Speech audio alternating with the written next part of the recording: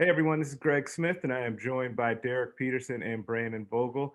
Yes, we are here for kind of an emergency um, podcast, YouTube session to discuss kind of the big news of the day, right? Like we had big news that was kind of brewing throughout the weekend, and then came to a head on Monday afternoon as star wide receiver, sophomore Wan'Dale Robinson announced that he would be leaving the Nebraska football program and entering his name into the transfer portal. I mean, there are a number of ways that we can go on this. It is a huge impact for Nebraska football, both on the field and off the field. And I guess I kind of want to start here with both of you guys, and we'll start with Brandon. When you saw the news come out and you saw Wan'Dale's statement, what was your first reaction to the news? First reaction was not total shock because, as you mentioned, I think we kind of got wind that maybe there was the chance of this, but still to see what is, I think, pretty inarguably one of Nebraska's two or three best players, maybe its best player, and that's before you even get into any of the other contexts, which I'm sure we'll get into as we go through this. To see a player like that depart, like nothing about that is good. I'm a little bit in terms of the on-field things, in terms of the real impact on Nebraska as it turns the page to 2021. We can talk about that a little bit. I've got some thoughts on that, but this was the guy that you put up there when you introduced your new facilities, when you did the breaking ground on that, or at least the announcement of that. This was the guy who hung Christmas ornaments on Austin Allen. Like he was the face, and his usage rate backed that up. So to lose a guy like that, like it's not going to go well in terms of public perception. Yeah, and Derek, what were your thoughts when you first saw the news? Can I swear on this podcast? You can go for it. Uh oh shit. Um I mean, like there is a tendency when guys leave that for people to say, okay, next man up, or okay, we want people that want to be here. Um, any kind of statement of that nature. I think sometimes there's a little bit to that, but at the same time, you don't want to lose talent. And Wan'Dale Robinson was the most talented player on this offense. Um, for 2 years in a row, that's been the case. I think, you know, Brandon, you and I, well, the whole group really, we kind of talked about this off pod a little bit and just kind of trying to dissect like what is the real on-field impact of losing Wan'Dale Robinson in the short term. So immediate next season, what is the impact of losing him? What does he do to this offense? Is it a difference of a touchdown a game? Well, maybe not because, you know, like how many touchdowns does he have in his career? Not a ton. Like I think I broke down the numbers. I should have them in front of me, but I don't. I broke down the numbers kind of for a defining number series. I think he was averaging a touchdown every 32 touches or something absurd like that. Like, so the impact isn't huge. And to Brandon's point, and not to like steal his point, but this is kind of what he said was like, you know, their issues are so much bigger than Wan'Dale Robinson that Wan'Dale Robinson alone doesn't fix everything because he wasn't fixing everything. But at the same time, when this came down and I kind of read through his statement and then I sat back in my chair and thought about it, I was like, okay, what is big picture? What does this mean? This was a guy that he was on the podium whenever they announced their facilities. Like Brandon said, he was hanging Christmas lights on Austin Allen. He was the face of this program, the face of this program. And eh, you know, for to lose a guy who by all accounts was as invested in Scott Frost as anyone on the team. He believed through the first 2 years of his career here, the public facing um, persona was that he believed in Scott Frost. He believed in this offense. He believed in where they were going, where they were headed, and their ability to get over the hump. To lose that guy and kind of, you know, it's just another in a string of wide receiver losses or wide receiver misses or whatever. That's a problem in and of itself. But to lose that guy that was your most staunch defender publicly, I mean, I think it says something about the program where it's at right now and what the trajectory is for it. Yeah, and I think that that's kind of where my mind went immediately in the immediate aftermath, and as soon as the statement kind of officially came out, because as you both kind of said, we kind of had been talking about this for a couple of days as if it was going to come down, but it's still it's always another thing when it actually officially comes out and it hits, right? The popular saying that it hits different, right? And it did, because and to me it's immediately about the big picture and what this says about kind of the Frost era, where it's going from here, like the immediate impact of guys that are coming into your program right now from the 2021 class, because of course I always naturally go right to recruiting. Like it's just, I think it's an enormous impact on the program, because if you really start to think about it, and we all I think are in agreement that Wan'Dale was the face of the program. I think it even goes beyond that, because there are only so many Huskers that national writers, that Big Ten writers that don't cover Nebraska on a daily basis like we do, they can only name, 3 or 4 Huskers, right? Like if you really, zoom it out. And Wan'Dale Robinson is always going to be on that list. Like, and I think that that means something. And I did immediately also think about the fact that Wan'Dale was there to unveil the new facility and be the guy ushering Nebraska into a new future. To me, he was the representation of where this offense was supposed to be going under Scott Frost, because he was exactly the type of player that this offense has always featured everywhere that it's been. And that was in part what was sold to him on the recruiting trail. Like, I just think that it represents so many different kind of misses and failures that we've seen along the way so far. And it just kind of encapsulates them all into one. Yeah, he believed enough in it to flip from Kentucky. Yeah. From the very start. And, who knows if that's where he ends up. We don't know that at this point. That seems to be the rumor. He mentioned in his statement being somewhere closer to home. So it seems like a pretty natural fit, given that he was committed there once.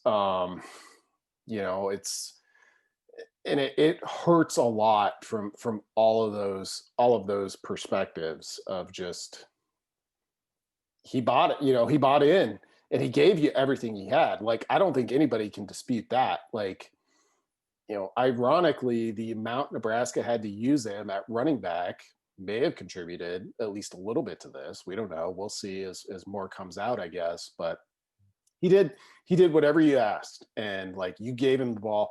I mean, I'll have to tally it up, but he had over 100 touches as a freshman and as a sophomore, and I'm guessing there's probably 5 players in the country that got the ball as often as he did. Like, he was Nebraska's break in case of emergency guy, certainly this year, and even a little bit in 2019, of like, hey, we're struggling, things aren't working, like, for whatever reason, this isn't going the way we want it to.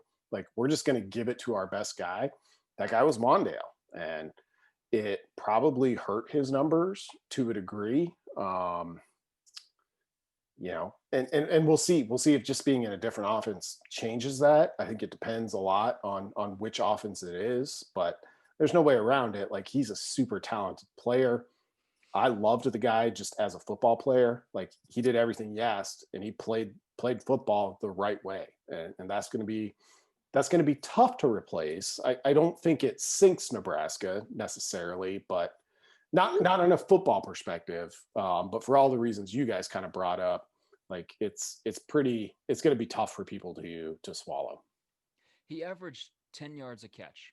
So in his two Nebraska seasons, which will be his Nebraska career, he had 91 catches for 914 yards. So 10 yards a catch, pretty clean. Is that too low? About where it should be, given that duck R position, or is that too low? Because on its surface, it seems like it's too low. Yeah, I would say my initial reaction is that it is a little low, given the way that they would probably have wanted to use him in an ideal world. And so, yeah, too low is probably my first initial reaction there. Brandon, do you feel the same? Um, not Gut reaction, no. I'm like pulling up right now. So 10 year, well, maybe. Yeah, you don't even make the top 100 on CFB stats if you're averaging 10 yards a catch. Um, I think some of that, I looked at some numbers kind of immediately after this decision came down officially at his expected points added. So you're just kind of measuring, like, even the 2 yard runs, like what's he adding to the offense? And he was much higher in 2019. I think you can attribute a lot of that to JD Spielman when you had a secondary receiver like here. And we knew this to be the case a little bit, but I don't think any of us expected Nebraska's offense to be as limited as it was in 2020. But without him, that number decreased by more than 50%.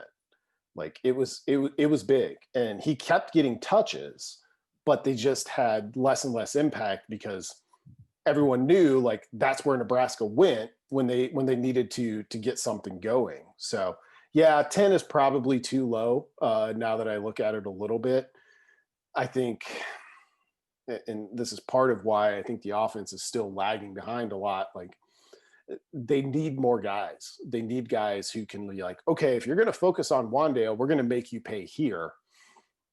And I don't know that Nebraska had that in 2020, maybe a little bit in 2019 with the JD Spielman, but that's part of why I'm kind of like, well, you're almost like totally zeroing the scale for the Huskers at wide receiver right now, because the guy you gave it to all the time, who, may or may not have been unhappy with how he was used or unhappy with what it was producing, um, it wasn't impacting things enough, which isn't a slight at Wan'Dale at all. It just more speaks to Nebraska's offense as a whole. Yeah, and There's I think that that's kind of an interesting point to kind of dovetail off of, because I think that going forward, as you look at the offense next year, it's kind of interesting to me, because on one hand, I like there's no way to really refute what you're saying, Brandon, which is that essentially, like, the statistics don't necessarily bear out the impact that you automatically assign to Wandale. But that doesn't mean that we don't all recognize that they're losing their best offensive player, right? But that also doesn't, it means too that Nebraska doesn't have anyone that you look at right now on the roster and say, oh, yeah, that guy's going to replace that production. But I could also make the argument that they have several guys that I could see being pretty good and then making them a more well-rounded offense. Like, there is a case to be made where, okay, so they just picked up the senior transfer Torre, right? And comes in for FCS from Montana. So if you had him and you have Xavier Betts take another step and Omar Manning comes back, Austin Allen continues the progression that he's on. Thomas Fedoni comes in and is what we think he's going to come in and be. And then maybe Alante Brown is what you were hearing that he was previously. You're like, okay, I probably right there just named off 5 or 6 guys that are pass catchers right off the top of my head, and was probably missing someone. Yes, that could produce a good offense.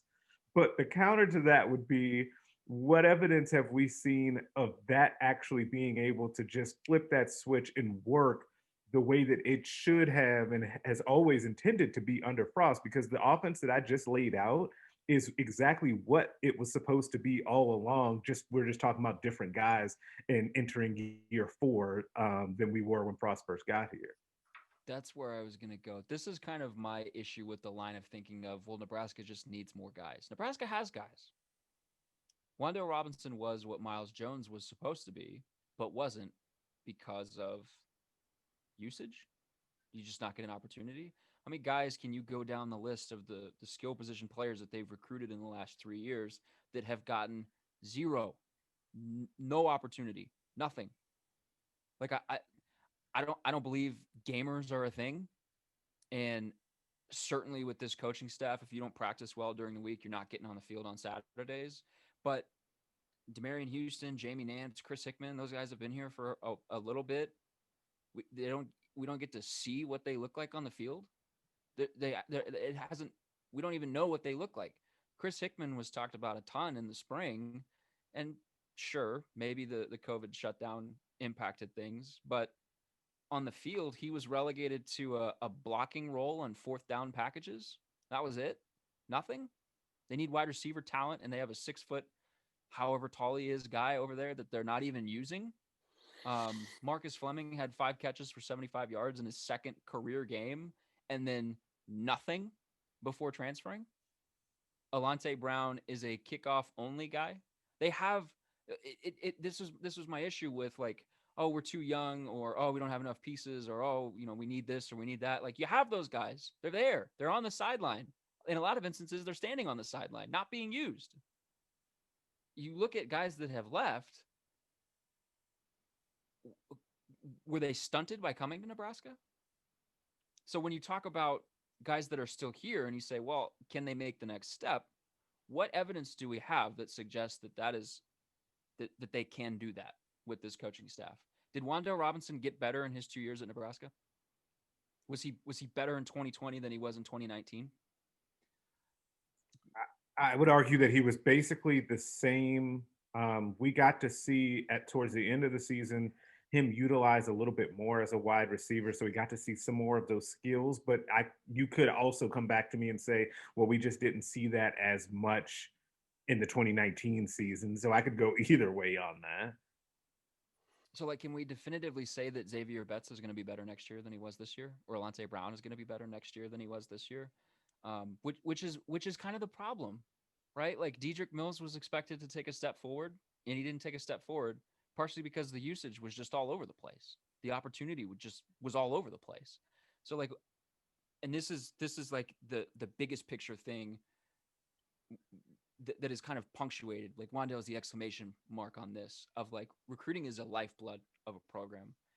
And I think guys now, the motivation is different for playing college football. The motivation is different than it was 20 years ago, where we want to win a national championship, we want to play in a cool bowl, we want to win a bowl game, things like that. I watched Oklahoma State play Miami, and Miami's starting quarterback got hurt, and then Tylan Wallace, who is one of the best wide receivers in the country, who is an NFL prospect, a draftable player, looked at that and said, yeah, I'm out, and opted out mid-game. Didn't play the second half, mid-game. The motivation now seems to be, who can get me to the NFL? Who can get me to the next level? Who can make me better and get me to the next level? And there are guys that are going to want to go play at Alabama and Clemson and Ohio State because they want to play for a national championship. But in most instances, the motivation is, who can get me to the NFL? The local kid that's going to North Dakota State to play quarterback, some of his motivation was, they can get me to the NFL. So when you have guys that are either not getting better or staying the same, or saying, I want to go someplace else because I feel like, my future potential is bigger elsewhere, that is one of the most damning things that you can say about a college football program in this day and age. Yeah, it's tough. I think there's an issue here of potentially identification and development, as you were talking about with wide receivers. Like, I think so far through 3 recruiting cycles, and they've got 80 or 90% of their 4th recruiting class signed at this point, like, it's been almost a total miss on the wide receiver front, minus Wan'Dale Robinson, who's now leaving. Maybe not a total miss. I mean, there's some guys that are just too young to say one way or the other. But you look back to that 2018 class, the junior college guys you brought in to give you immediate help for what everybody admitted, coaching staff included, was a position where the numbers weren't where they wanted them to be, where the talent wasn't where they wanted them to be. So you're looking at Mike Williams and Jerron Woodyard. Both those guys ended up, well, Mike Williams played but left kind of unhappy. Jerron Woodyard transferred and played for Marshall this year. Like, he was a factor for them. He wasn't their leading receiver, but so I think there's a combination of misses there. There's also, like, the offense isn't where they thought it would be. No way, no how. And I mean, Frost has said as much too. After 3 years, and some of that contributes too. Like, if Nebraska's putting up more yards, Wan'Dale Robinson gets more of those yards. So that's why it's so tough to kind of parse, and everywhere you turn, it's a little chicken or the egg of, are his numbers lower than what you would expect based on his talent because of the offense, or like does his talent get inflated a little bit? And I'm not saying this is a slight to Wan'Dale at all. Like I want to make that clear. Like I said, I love the guy as a football player, but because he's Nebraska's first player, because he was such a high profile recruit, like he gets elevated as, well, this is our best guy. He's at Nebraska, traditionally one of the best programs in the country. He's got to be one of the best in the country. And I don't know if we know that yet either. And who knows why that's the case. It's just kind of the way things shook out, which takes me back to like Nebraska's got such big issues to address offensively that the loss of one guy hurts. I mean, this is as big a loss of one guy as you could have. It's just hard for me to like downgrade or upgrade my view on the 2021 season too much based on that. Yeah, I think that to that point about the singular loss of Wan'Dale being the biggest one, I don't think that there's another player that would have, and I think offense or defense, I think that if JoJo Domann had not elected to come back, I still think it's a bigger deal that Wan'Dale doesn't go, because even then in JoJo's case, oh, he's a senior coming back for an extra year. If it was Cam Taylor-Britt, oh, he wanted to take a shot at the NFL, he got a good draft grade. I don't think there's a person that could have left that would have had more, that would have generated these types of discussions. It's kind of the big picture, like, is this a crisis kind of a situation? What do they need to look into? Because to Derek's point, and I'm glad you mentioned this, when you brought up like Mike, I think it was either brought up Mike Williams and Jerron Woodyard in that first class, like we've seen kind of these mismanagement issues, like underutilization issues since then. Because if you remember back to what the coaching staff was saying about even those guys when they first got here, they can take a top off of defense. Everyone's picturing in your mind they're going to get vertical in the passing game with guys like that. And it just never happened. And that started kind of this snowball effect that we've seen with so many different wide receivers. And it's funny that it's funny is the right word. It's kind of ironic that it is all kind of focused in on the wide receiver. And we've talked so much about that, obviously, because of Wan'Dale being a wide receiver. But that is where the biggest glaring issue to me has been in the program. I think there's, I tweeted out earlier, they recruited 17 wide receivers under Frost. 7 of them either didn't make it or transferred out early. 2 of them, Kanawai Noah and Mike Williams, finished their time in Lincoln. And then 6 are still here. But if you really want to get inside of that 6, like they have 17 total catches in their entire careers. And there's guys like Derek mentioned, Demarion Houston, Jamie Nance, that you wouldn't be surprised if they moved on, at some point this offseason as well. And so it's just been a lot of misses, and it's just such a glaring thing. And I don't know how you fix that, and if they recognize that that's a huge issue. But I kind of want to go here next with you guys, is that what is, and I don't want to say like, oh, find a silver lining in this, but to me, the very first thing that I thought about how they can kind of move forward from this is, you're going to still again be, I guess, young or green at wide receiver next year, is, does this force Nebraska to do what I've kind of been advocating for this offseason, and not really kind of, I've been saying it, I've written this several times, that they basically need to go to more of a power spread and have that be more of the identity. Can something like the Wan'Dale Robinson news push that along a little bit further? I think so. I think and again, like you said, no, we're not going out there looking for a Pollyannish approach or a silver lining here just because it's what we have to deal with. But I think in some ways it kind of underscores a little bit of like, hey, having him was a little bit of a security blanket. Like I've said, when things got tough, find Wan'Dale. And that's a good strategy, and it's a legitimate strategy because he was that good. Here, it's like, okay, we might have to manufacture some more stuff, especially if we're going to be young at wide receiver.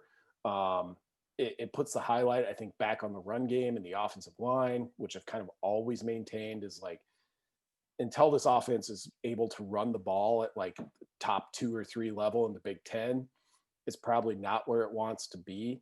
And if you can do that, then yeah, you can be a little bit green at wide receiver, because if teams have to gear up to stop the run, guys should be open. I mean, and the offense has always gotten guys open. Yeah, guys were open this year. Yeah, like guys were open. It's been a matter of finding them and finding them consistently. So maybe it highlights that a little bit. I mean, I think in some ways, my kind of big picture overall view is that, yeah, maybe it kind of says, okay, it hurts to lose that guy, but your issues were bigger than that anyway. So let's really focus on those, because now the option of getting the ball to Wan'Dale is no longer there. You got to come up with something else.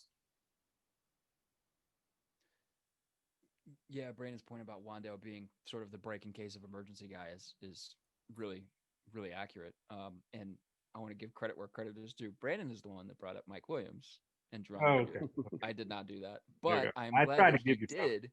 I'm glad that he did bring up Mike Williams, because like of the non-Wan'Dale wide receivers that have been recruited, he's the one that's produced the most, and it's only 231 yards. And when he left, he made no bones about the fact that he wasn't really used properly.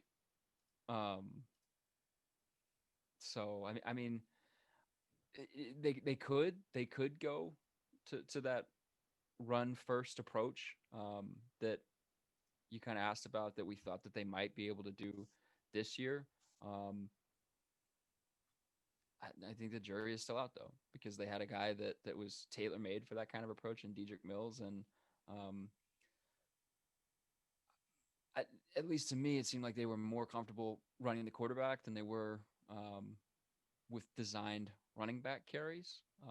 And like to Brandon's point, like I think they were second in the conference in yards per carry as a rushing offense, or second in the conference in yards per game as a rushing offense. But a lot of that is a quarterback. How much of that is juiced by quarterback scramble or quarterback draw or things like that, or quarterback draw picks up 7 yards when you're in 3rd and 23 and you don't want to do anything else because you can't do anything else. Right. So we'll see. I'm in agreement with Brandon, though, that like in the immediate near future, losing Wan'Dale, while it sucks, kind of face value, like there are other issues that need to be sorted out.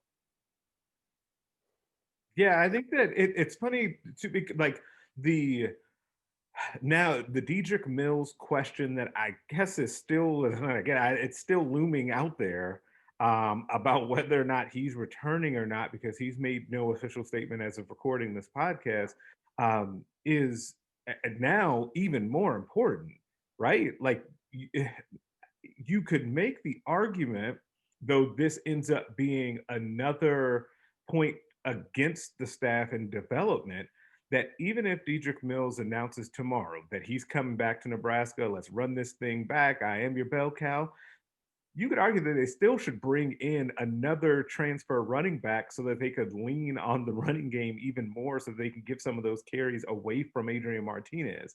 But then that brings up the other side of the development issue that we've had at wide receiver, and we've talked about it linked at wide receiver.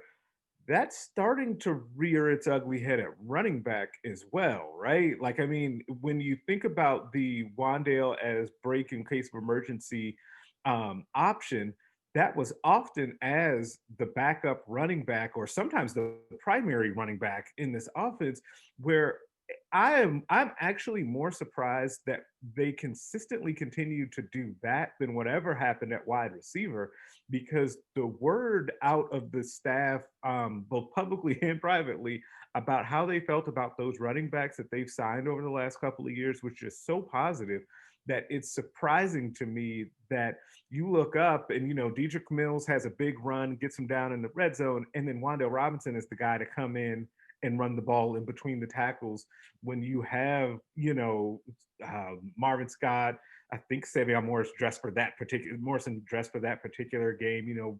Ramir Johnson has been just kind of a mystery, as is, speaking of usage. of how he's been utilized.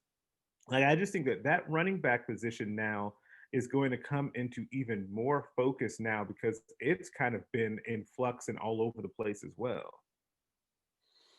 Yeah, it definitely has. And like you said, we'll see what happens with Mills. Like, this is not based on anything other than my own gut feel. I'd be surprised if he comes back. And then Nebraska's super young and unproven at that spot. So, you look at, maybe you look in the transfer market there. I mean, even talking about wide receiver, like they got a transfer wide receiver this week, shortly before Wan'Dale announced he was leaving. Like, I think they could take two more. Like, maybe I'm crazy about that, but I honestly do, in terms of catching up to where I think they want to be in terms of numbers there. Like, if it fits and those guys are out there and they're willing to come, like, because need a real talent infusion there, which isn't saying anything about any of the guys that they've signed where it's still early in their career. We'll see. But like you kind of alluded to, Greg, coming into the year, all the talk was about, yeah, Wan'Dale's a wide receiver. We don't want to give him that many carries. That they did, I think, tells you a little bit about how 2020 went in terms of injuries and those sorts of things. But also, like, just how far or how not far some of those younger guys had come along to that point, assuming everybody was available. It's kind of like Murphy's Law with this team. Anything that can go wrong will go wrong. And we've seen that with their wide receivers too, because it's not all of just like, oh, guys transferred. It was like, well, I mean, you had Andre Hunt, Katarian Legron in there. Right. You had Dominic Watt, who never made it, who's in there. You had Will Nixon, who they liked, who thought that he could come in and pick up the offense right away, who got hurt. So, it's just I think the most ironic part of all of this is that Frost's come up at Oregon came from being a wide receivers coach. Yeah, it definitely is kind of a grand irony there.